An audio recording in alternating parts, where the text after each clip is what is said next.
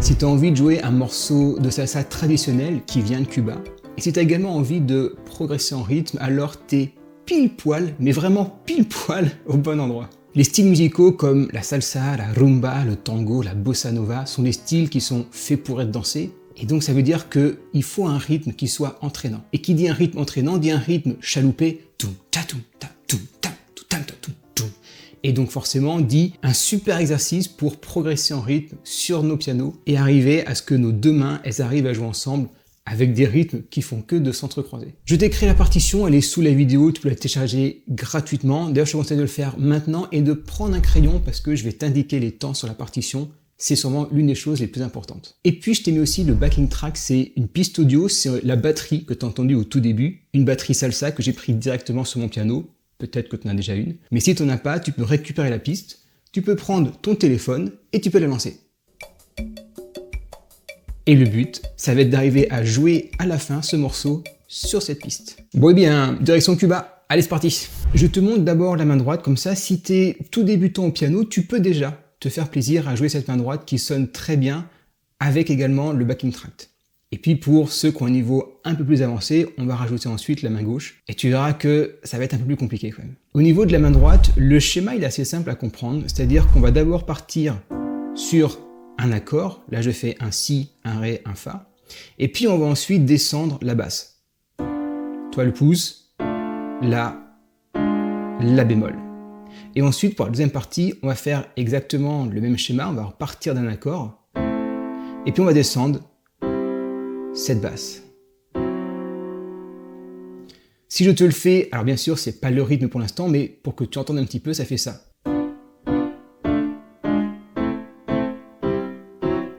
Tu peux déjà le travailler comme ça.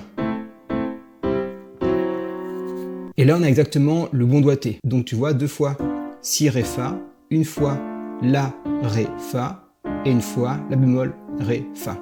Deuxième partie, 2 fois la, do, mi, une fois sol, do, mi, et une fois sol bémol, do, mi.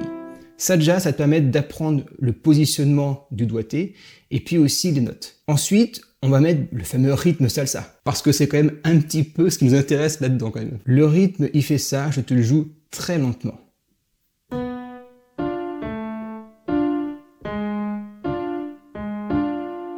Et on reprend l'autre partie.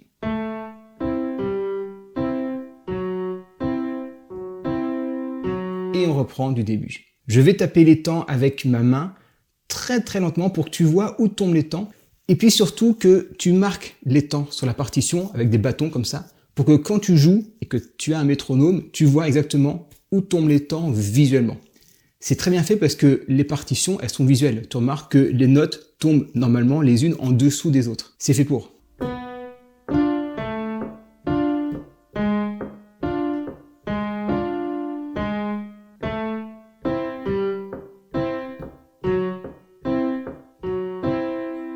Tu remarques un peu comme les notes tombent toujours à côté du temps. Et avec un rythme un peu plus rapide, ça donne ça.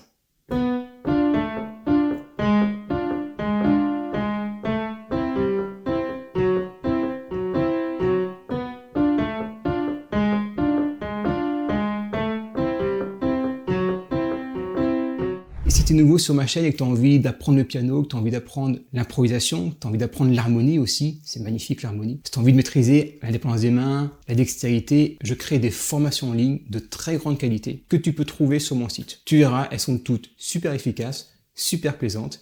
Et puis, je réponds à tous mes élèves tous les jours. Et tu verras que chaque formation, c'est une petite pépite et tu vas juste adorer. Et si tu as la moindre question sur le choix à faire de la formation, tu m'envoies un mail et moi je t'y réponds avec grand plaisir entre 2 morceaux de salsa. Et de façon plus rapide encore.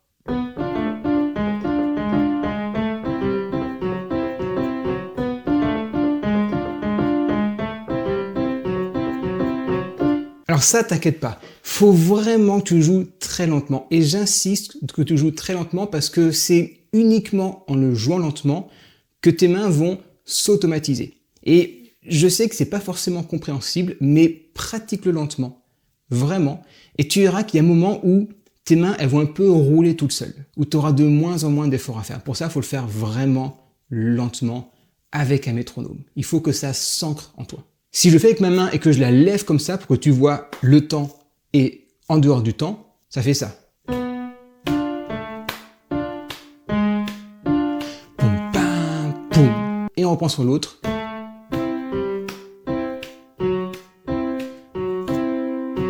T'as toujours la fin un petit tout tam toum pour relancer.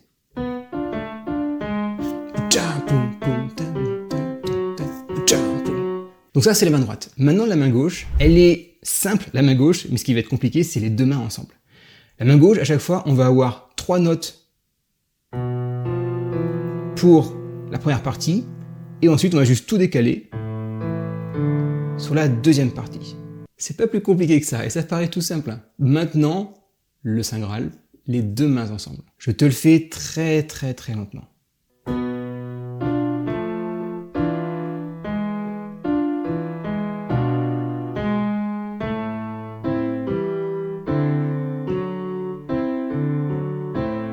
Et on reprend.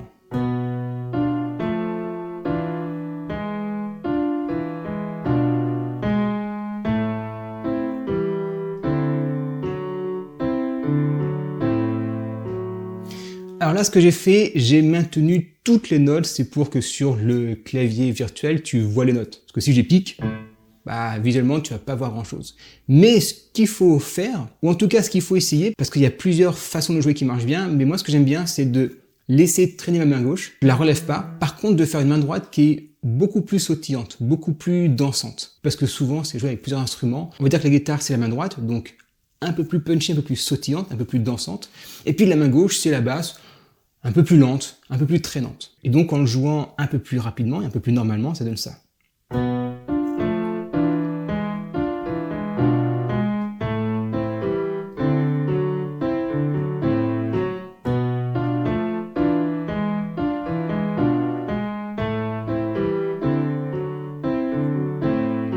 Un peu plus rapidement encore.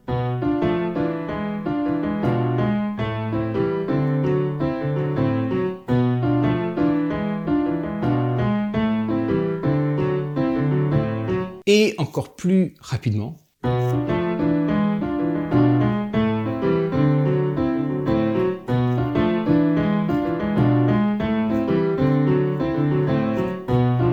Etc. Chose importante, c'est que ça demande beaucoup de concentration. Et il se peut qu'il y ait un moment où ça passe bien, et puis tout d'un coup, ça passe de moins en moins alors que tu ne bouges rien.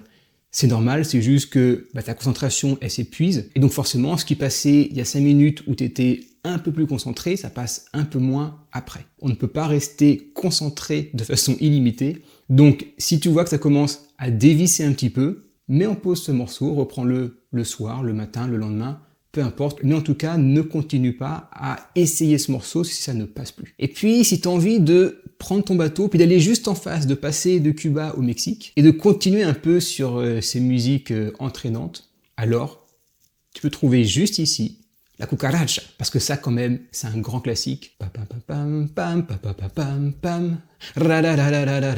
Avec bien sûr le poncho, la trompette, et le petit chapeau mexicain. C'est juste ici, et moi je te dis, señore, señorita, une excellente journée, ou une excellente nuit. Un des deux, tu choisis.